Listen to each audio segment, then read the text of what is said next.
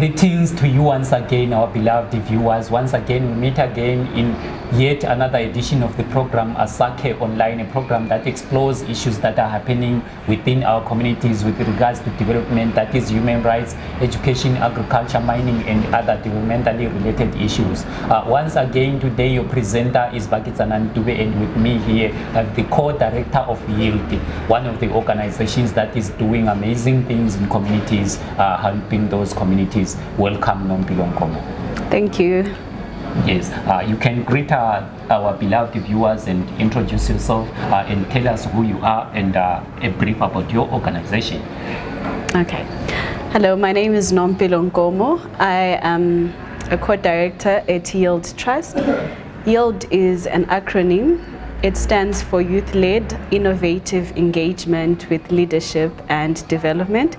It's quite a mouthful, so normally we just say YIELD, but beyond it being an acronym, I think when we formed YIELD, we wanted to say we want young people, we want society to yield to young people's thinking. So it goes beyond, okay, just being an acronym. In terms of our work, we do quite a lot that is young people related. We are we're a youth-led organization and we're also a youth-focused organization. So we host tertiary debates. We have an annual tertiary debates tournament that runs normally in June called Debate Open Challenge. And we also do programming around sexual and reproductive health rights.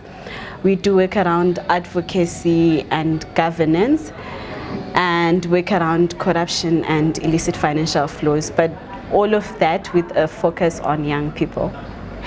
Maybe to take on the one of your focus areas, especially reproductive health, you're going to realize that nowadays there is a lot around reproductive health. Maybe can you expand a bit on what exactly about reproduction and health issues that you focus in with young people? Okay. Well, for our sexual and reproductive health project, we are doing it in CITEZW actually. It's it's a little outside Blawayo. But then the focus is mostly, you'd realize that sexual and reproductive health issues differ when you move from one place to another. What seems obvious to a young person in Blawayo might not necessarily be the case for someone who is in CITEZW. So we're mostly providing information in terms of let's get talking in what we would call safe spaces that allow young people to talk to peers and people that they would be free to talk about when in relation to sexual matters. We want young people to be able to understand if they're going to find themselves at risk, at least be able to know what steps they should take. We are also looking at ensuring that health centers can be more youth-friendly, because you'd realize that young people don't find it as easy to approach these youth centers when, for instance, someone has an STI or whatever, or when they've indulged in some risky behavior, because they feel already the programming that exists around those centers is not one that's youth-friendly. So we want to try and ensure those spaces become more youth-friendly, such that young people can seek the services that they want to have, but beyond that, they can be empowered to make informed decisions. Right. Okay. Looking at especially the district of CITEZW, what can you say are some of the interest areas that you have so far located in those places, such that they request or they require that intervention as far as youth are concerned with the reproductive system? Well, in terms of CITEZW, well, it's still a fairly new project, because we've just recently moved to CITEZW. But then you'd note that some of the wards that exist in CITEZW are high-risk wards, red zones that you'd call them, because of the mining that takes place around that area, where people just want fast money, and sometimes young people also, wanting the age of a quick buck. Sometimes they end up indulging in sex with the miners around that area. But beyond that, you'd know that also there's droughts that are persistent within that area, which means that more so when people can't rely on, well, production that has come from agriculture. They find it difficult to be able to put food on the table. So that has placed it as highly, red zone that ensures that young people, there's a need for an intervention in those particular areas. So looking at the reception, or how are you being received in that area there? What is the attitude of the young people in that area? Well, so far I think it's still virgin ground. We are still breaking the ground. But I think I would want to talk about the reception in terms of the older people, because when you're running projects like this, it's beyond the young people themselves. It's what the older people feel you're bringing. Sometimes they'll feel you are just pushing their children towards indulging in sex, which might not necessarily be the case, because sometimes they already are indulging. So I think the reception has been good so far from partners that we want to be able to work with, which means in terms of the local authorities, in terms of organizations that also work around that place. I think the reception has been pretty warm to say this is something that's needed within some of the wards that are definitely red zones. So looking at maybe one thing that you mentioned earlier on, especially with regards to minors, all over other areas we've often heard that sometimes minors can tend to be violent, especially especially panas, commonly known as ojegeja. How is your approach to them? What are some of the strategies that you employ as you approach those people, and how have they proved to be unto you? Okay, well, because I wouldn't want to lie. I think, like I said, it's still a fairly new project. So I can't comment that much based on the gold partners specifically, but I think when we say we want to work with young people, some way, somehow, they also get involved, because some of Ochegeche, like you'd know, are also very young people within the target group that we are looking at. So I think it's difficult to say, okay, this is the kind of reception, but I think after a couple of months we can say, okay, we've seen progress, we've seen results that we could say are actually life-changing at that point. Maybe what then, with regards to that area of your operation, especially health, what will you love to say to the youths? Well, okay. In terms of sexual and reproductive health rights, I think I want young people to be informed, to make choices out of an informed point of view. And I want young people to realize, like, there is no shame in going to a health center when you have an STI or anything of that sort, that your health counts beyond the embarrassment that you think you'll suffer at that point in time, because I think that's one of the issues that are very critical. Most times young people want to shy away because they're embarrassed, but if you're going to start being sexually active, at some point it becomes very necessary for you to say, okay, I really don't care about the embarrassment that comes with that.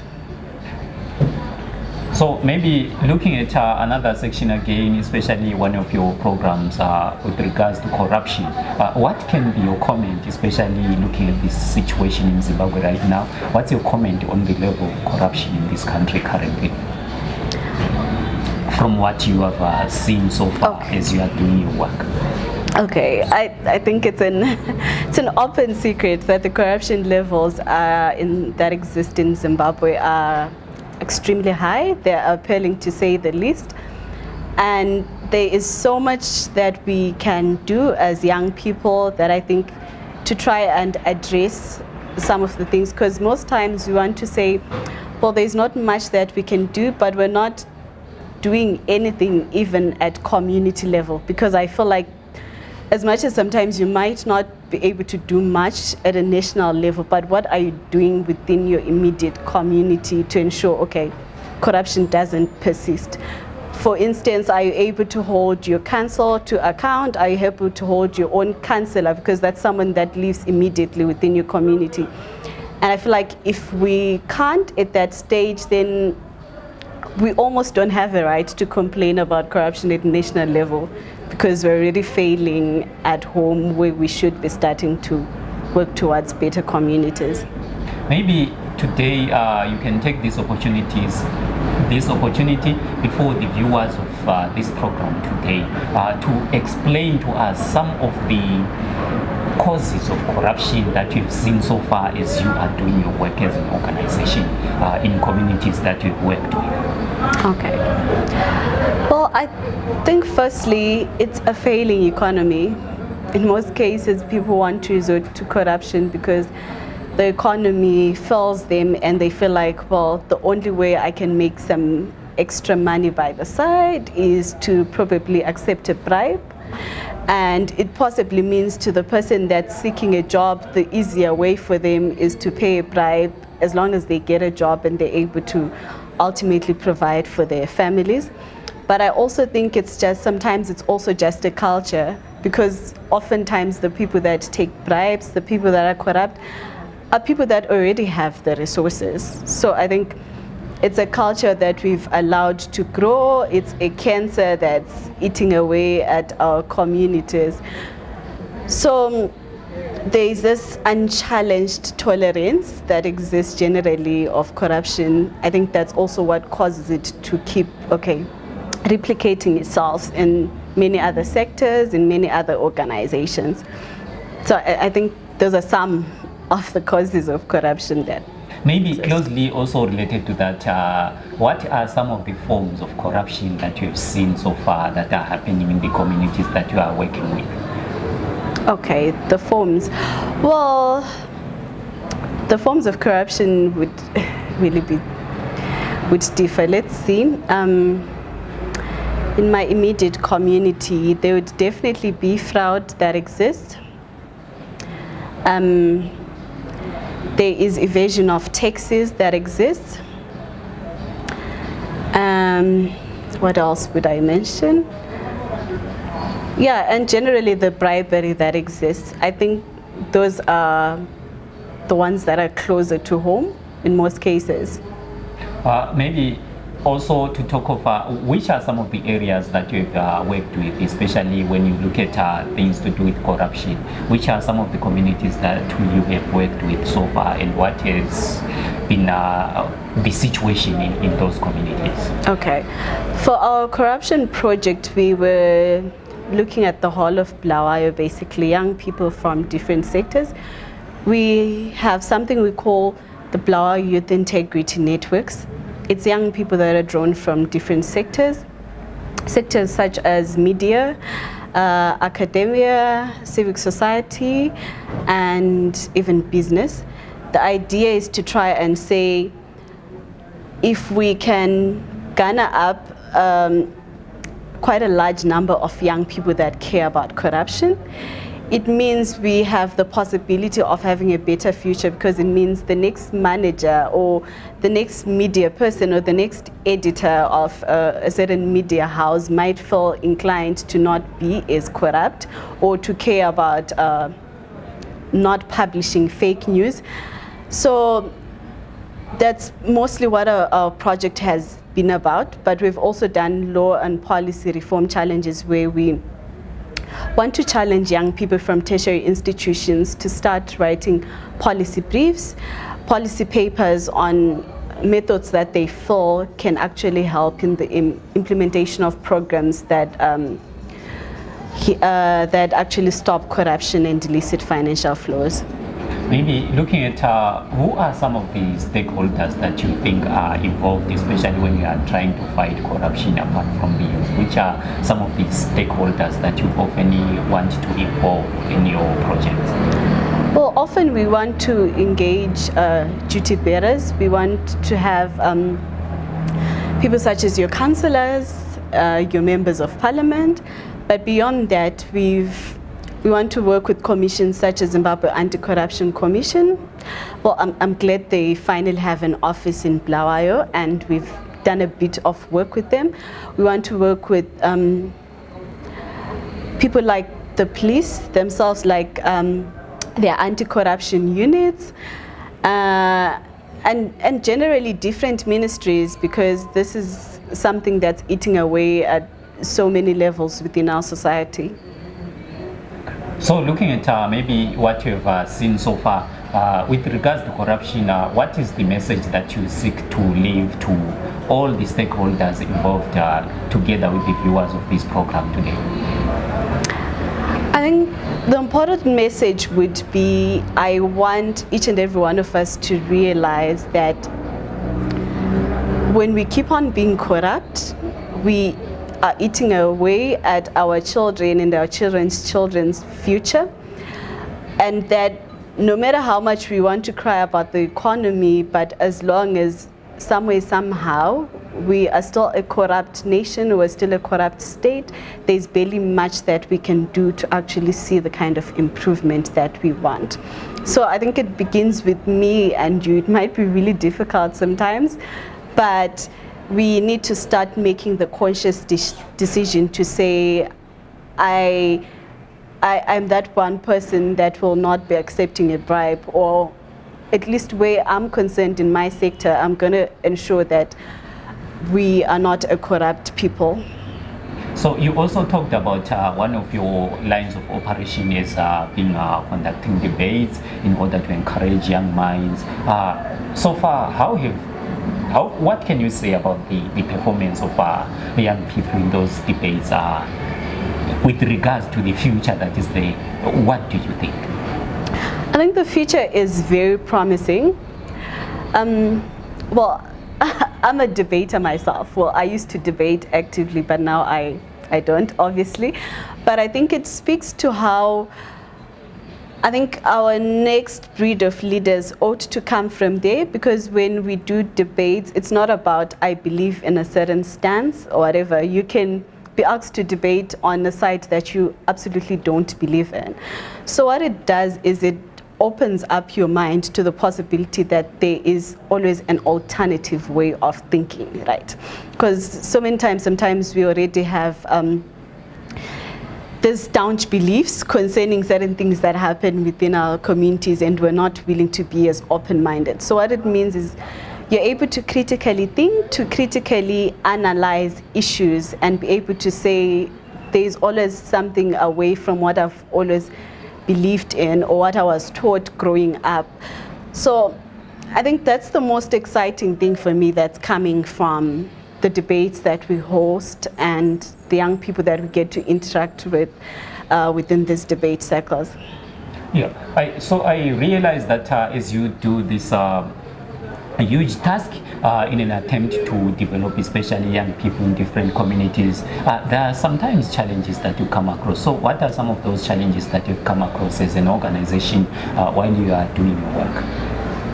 Okay, I think the obvious challenge that exists is the shrinking civic space that everyone knows about.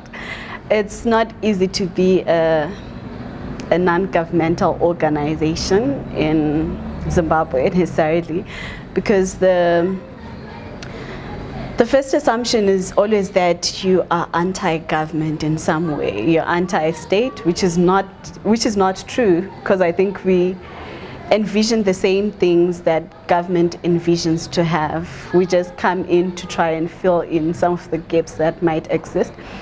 But I think some of the challenges that also exist in relation especially to young people that we work with is apathy and a feeling of being powerless, whereby in most cases young people don't feel they can do much to change the status quo.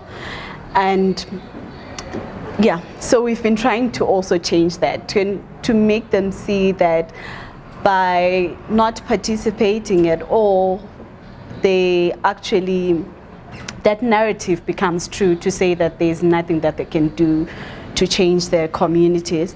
But also because I work with youths also in peri-urban areas, I think part of the challenges that exist to relate to how some of those areas are very neglected. Everything that happens in town, in the CBD, and so many times what we think is obvious might not be as obvious to them. So sometimes they're missing out in actually participating in issues that have to do with governance, with advocacy. Yeah.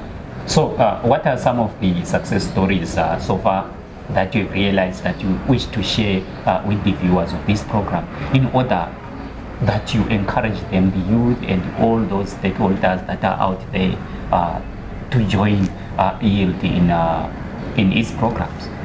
Okay. Success stories, okay, in relation to our work that we've been doing around corruption and illicit financial flows, I think has been seeing that duty bearers are actually willing to engage when you pursue them. I think last year we were able to get 2 councillors to actually do the declaration of assets, and got another councillor on board to actually take an integrity pledge. I feel that's where it needs to start, when we can have the people that are custodians of our resources being able to be open about this are my assets, because it means it's a positive step, and it means people, the ordinary people, can also be willing to say, okay, let's actually engage and do this.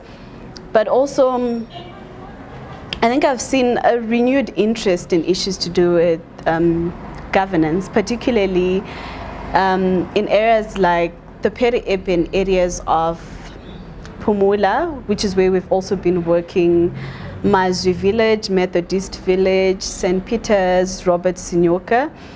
I think it's been an exciting encounter to see that, well, they're willing to receive the information, but beyond that, when actually pursued, they're willing to also partake in issues that have to do with them young people, whether we're going through the marriage bill or we're going through the freedom of information bill. We've actually ensured that they're there to partake in such processes, so they can realize the value of actually being actively involved in such. I think those would be some of our success stories that I would like to highlight. So maybe you may also love to share some of the lessons that you've learned as you are working in those communities, for the benefit of other organizations that also wish to work with young people in different programs. I think one of the biggest lessons would be, there's always need for you to know where someone is coming from, so you can understand their struggle, so you are offering a meaningful program in their lives. Because most often times we want, as organizations, sometimes we want to host workshops in hotels, we want to host workshops in fancy places in town, but what it means is we're often disengaged because we don't really understand where are these young people coming from, what's their story. So I think one of the lessons has been to say it's important to go into people's communities, to go into their homes, see where they come from, see what challenges they face, so that when you do programming, it's the kind of programming that immediately speaks towards them and they're able to relate to what you're saying. Thank you. Maybe there is a parting shot that you want to leave before the viewers of this program today. Okay, well, as my parting shot, I'd just like to say, especially to the young people, your future is in your hands. Now is the time to actually actively partake and ensure that you're involved in whatever that's happening within your community. We cannot afford to be crybabies. We would rather do something and not see much change than sit back and see no change at all. And those would be my parting shots. Thank you. Thank you. Thank you very much, viewers of this program. Once again, you were watching today's edition of the program Asakhe Online, a program that explores developmental issues that are happening within our communities, especially concerning agriculture, mining, human rights, women's rights, and other developmentally related issues. Thank you very much. You were watching today's edition with Nompilo Nkomo, co-director of the organization Yield, a youth organization that has done extensive work in different communities. Thank you very much for being with us. We shall meet again in the next edition of the program Asakhe Online. Thank you.